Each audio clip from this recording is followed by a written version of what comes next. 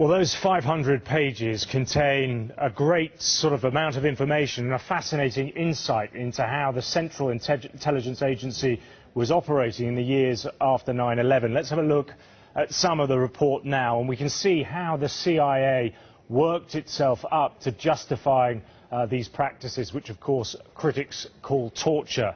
By the end of November 2001, the report says, CIA officers had begun researching potential legal defences for using interrogation techniques that were considered torture by foreign governments and non-governmental organisations.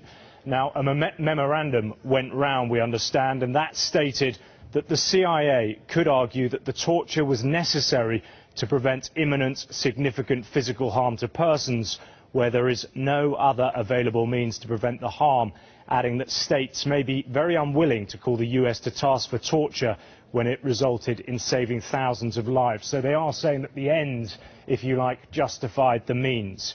Now let's have another look at another part of the report. Now this details how the Central Intelligence Agency and the operatives that they were using blurred lines when they were interrogating suspects. This passage says, "Another area of concern is the use of the psychologist as an interrogator. The role of the ops psychologist is to be a detached observer and serve as a check on the interrogator, to prevent the interrogator from any unintentional excess of pressure which might cause permanent psychological harm to the subject." But we now know, of course, that psychologists were also interrogating suspects. Now, how did the CIA justify what it was doing? Well, according to this report, it made false claims about the success of the intelligence it was gathering.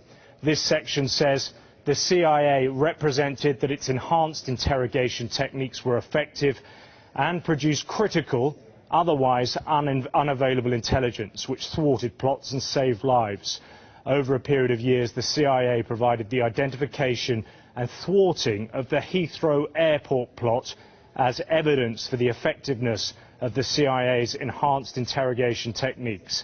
These representations, it goes on, were inaccurate. So all in all, a very detailed forensic look at how the CIA was operating. You really get the impression that this is an intelligence agency in these years operating pretty much on a rogue basis.